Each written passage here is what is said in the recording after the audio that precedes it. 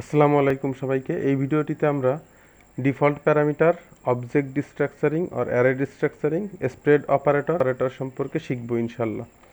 তো আমি চলে যাচ্ছি ভিএস কোডে এবং সোর্স ফোল্ডারের ভিতরে একটা ফাইল ক্রিয়েট করে নিচ্ছি। ফাইলটার নাম দিচ্ছি লেটস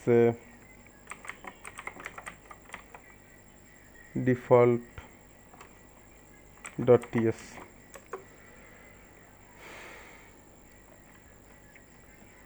তো এই ফাইলের ভিতরে প্রথমে আমি ডিফল্ট প্যারামিটার সম্পর্কে আলোচনা করব।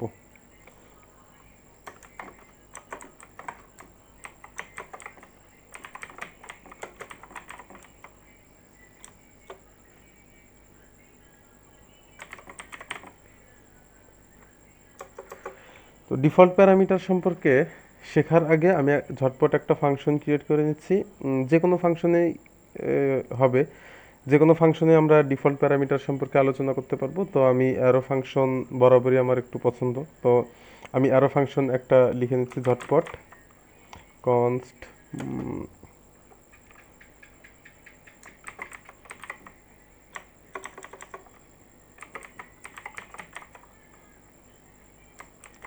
ডিফল্ট এফএন, এইটা আমি ফাংশনের নাম দিচ্ছি।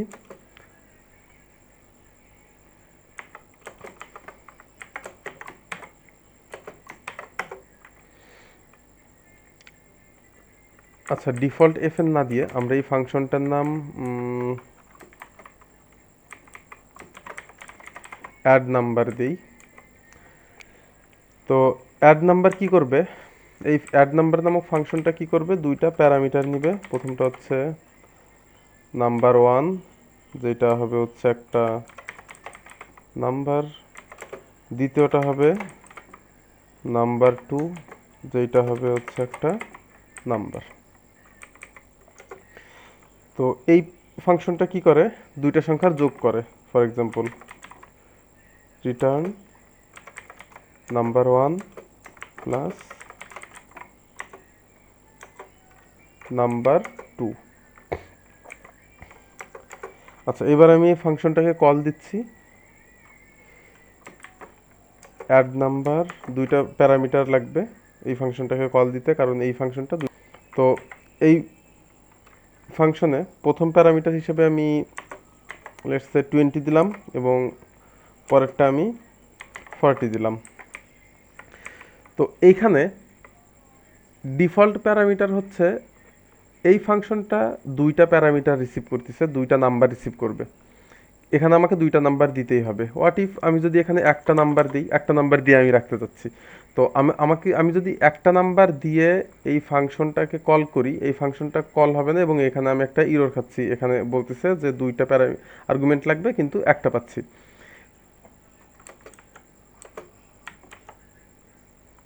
আচ্ছা, এইখানে আমি প্রথমে একটা সংখ্যা দিলাম, এখানে আমাকে দুইটা সংখ্যা আমাকে রিসিভ করতেছে। এই ফাংশন দুইটা সংখ্যা রিসিভ করতেছে, কিন্তু এখানে আমি একটা সংখ্যা দিচ্ছি, তারপরও ইরর খাইনি। এর আগের ভিডিওটিতে বলছিলাম একটা ফাংশন যতগুলো আর্গুমেন্ট, যতগুলো প্যারামিটার রিসিভ করবে, যতগুলো নাম্বার রিসিভ করবে প্যারামিটার হিসাবে, ততগুলো প্যারামিটার দিয়ে, ততগুলো সংখ্যা দিয়ে বা ভ্যালু দিয়ে আপনাকে ওই ফাংশনটাকে কল করতে হবে। কিন্তু এখানে দেখতে পাচ্ছেন একটা ফাংশনকে আমি কল করছি একটা ভ্যালু দিয়ে, কিন্তু এখানে দুইটা ভ্যালু রিসিভ করতেছে।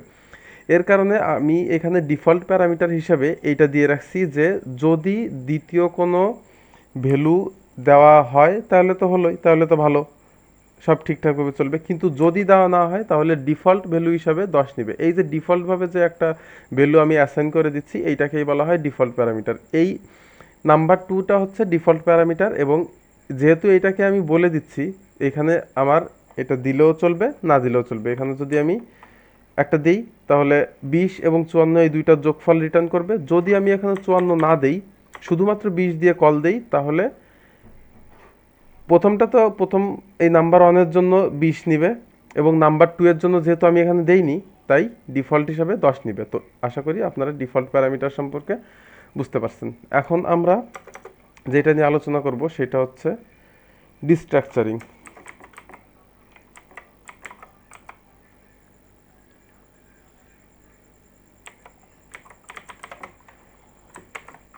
তো ডিস্ট্রাকচারিং কি সেটা বোঝার জন্য প্রথমে আমি একটা অবজেক্ট লিখে নিচ্ছি, কনস্ট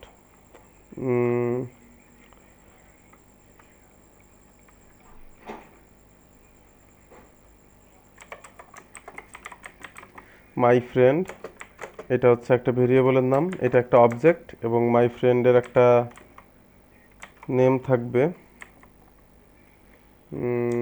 মাই ফ্রেন্ডের একটা ফার্স্ট নেম থাকবে, যে ফার্স্ট নেমটা হবে হচ্ছে তার ধরেন জন। মাই ফ্রেন্ডের একটা এইজ থাকবে, এইজটা অবশ্যই একটা নাম্বার হবে, আমি এটা ধরে নিলাম। এই দুইটা দিয়ে আমরা ব্যাখ্যা করতে পারবো। তো এইখানে আমি তার অবজেক্ট টাইপও ডিক্লেয়ার করে দিচ্ছি,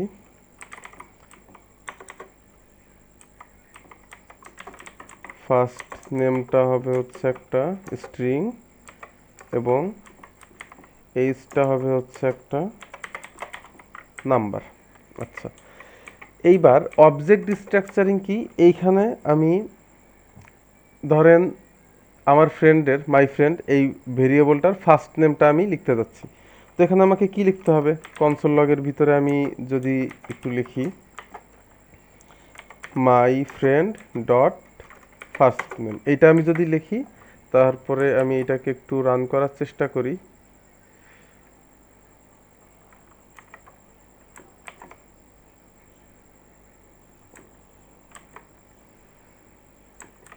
প্যাকেজ ডট জেসনের ভিতরে আমি ডিফল্ট ডট টিএস দিছি, এখন npm স্টার্ট দেওয়াতে ডিফল্ট ডট টিএস টাইপ স্ক্রিপ্টের ওই ফাইলটা রান হবে। তো আমি এটাকে সিএলএস চাপ দিয়ে ক্লিয়ার করে নিচ্ছি।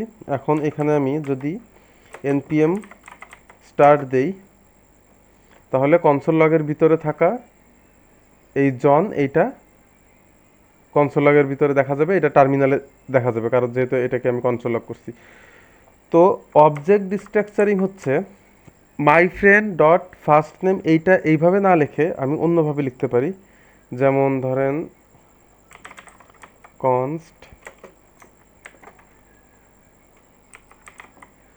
First name equal to my friend, এইভাবে যদি আমি লিখি, তারপর এইভাবে লেখার পরে আমি যদি এইটাকে কপি করে এইটাকে এখানে নিয়ে আসি, অর্থাৎ কনসোল লগের ভিতরে আমি ফার্স্ট নেমটা যদি এখন কনসোল লগ করি, তাহলে আপনারা দেখতে পারবেন সেম রেজাল্টটা আমাকে দিবে, জন এটা দিবে। অর্থাৎ মাই ফ্রেন্ড এইটা তো একটা অবজেক্ট, এইটার ভিতর থেকে মাই ফ্রেন্ড অবজেক্টের ভিতরে যে প্রপার্টি যেগুলো আছে, অর্থাৎ ফার্স্ট নেম, এইজ, এই জিনিসগুলোকে আমি সেকেন্ড ব্র্যাকেটের ভিতরে লেখার কারণে my friend dot first name এইভাবে আমাকে লিখতে হবে না, বা আমি যদি এখানে এইজ লিখতে চাই তাও আমি লিখতে পারবো। অর্থাৎ অবজেক্টের ভিতরে থাকা কোনো প্রপার্টিকে সেকেন্ড ব্র্যাকেটের ভিতরে দিয়ে যদি আমি লিখি এবং পরবর্তীতে অবজেক্ট ডট ওই প্রপার্টিটা আমাকে চিরাচরিত নিয়মভাবে যে দিতে হতো সেইটা আমি না দেই, তাও সেটা কাজ করবে। এইভাবে আমরা অবজেক্ট স্ট্রাকচারিং করতে পারি, অর্থাৎ অবজেক্টের ভিতরে থাকা কোনো প্রপার্টিকে আমরা সেকেন্ড ব্র্যাকেটের ভিতরে দিয়ে এইভাবে আমরা অবজেক্ট স্ট্রাকচারিং করতে পারি।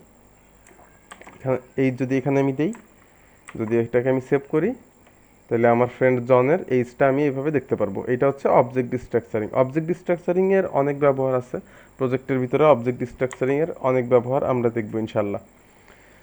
তো এখন যে জিনিসটা আমি ব্যাখ্যা করব সেটা হচ্ছে স্প্রেড অপারেটর।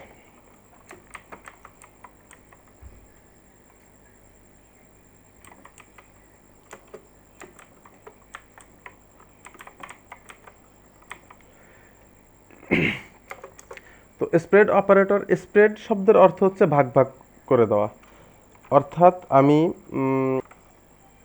এখানে আমি স্প্রেড অপারেটর সম্পর্কে বলার আগে আমি একটা অ্যারে ডিক্লেয়ার করে নিচ্ছি, let's say books array, books equal to, এটা হচ্ছে একটা বইয়ের অ্যারে, অর্থাৎ এর ভিতরে স্ট্রিং থাকবে, কিছু স্ট্রিং থাকবে, স্ট্রিংগুলোতে বইয়ের নাম থাকবে। যেমন ধরেন ফিজিক্স, ম্যাথ, বায়োলজি,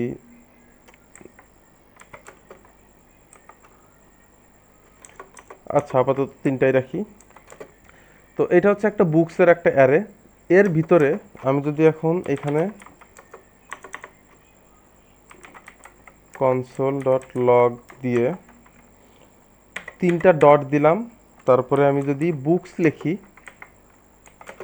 তারপরে এটাকে যদি আমি সেভ করি, দেখতে পাবেন এখানে ফিজিক্স, ম্যাথ, বায়োলজি এই 3টা আলাদা আলাদাভাবে হয়ে যাচ্ছে। অর্থাৎ স্প্রেড অপারেটরের কাজ হচ্ছে অ্যারেতে থাকা উপাদানগুলো বা অ্যারেতে থাকা এলিমেন্টগুলোকে ভাগ ভাগ করে দেয়। আমি যদি সোজা বাংলায় স্প্রেড অপারেটর হচ্ছে কোনো অ্যারেতে থাকা উপাদানগুলোকে পৃথক পৃথক করে দিবে, ভাগ করে দিবে। এখানে অ্যারেতে যদি আমার অন্য কিছু থাকতো, ফর এক্সাম্পল এখানে স্ট্রিং না থেকে এটা যদি একটা অবজেক্ট এর ভিতরে যদি অবজেক্ট থাকতো, ধরেন এখানে একটা অবজেক্ট, এখানে নেম,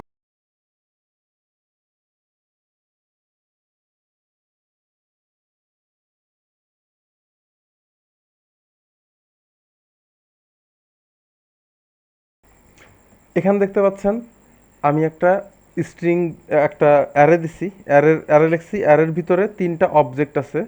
এটা একটা অবজেক্ট, এইটা একটা অবজেক্ট এবং এইটা একটা অবজেক্ট। এই অবজেক্টগুলোর ভিতরে আলাদা আলাদা প্রপার্টি আছে এবং তার ভ্যালু আছে। এখন এই বুকসকে যদি আমি এখানে 3টা ডট দিয়ে এভাবে বুকস লিখি, তাহলে এই বুকসের ভিতরে থাকা অবজেক্টগুলো আলাদা আলাদাভাবে প্রিন্ট হবে। আমি এখানে সেভ করা মাত্র এই যে এখানে একটা অবজেক্ট, 2টা অবজেক্ট, 3টা অবজেক্ট। এই 3টা অবজেক্ট কিন্তু একটা অ্যারের ভিতরে ছিল, কিন্তু এখানে কনসোল লগে আমাকে কোনো অ্যারে দেখাচ্ছে না। অর্থাৎ অ্যারের ভিতরে থাকা উপাদানগুলো, এই 3টা উপাদান, 3টা অবজেক্ট পৃথক হয়ে গেছে। এইটা হচ্ছে স্প্রেড অপারেটরের কাজ। স্প্রেড অপারেটর মানে হচ্ছে অ্যারের ভিতরে থাকা উপাদানগুলোকে পৃথক করে।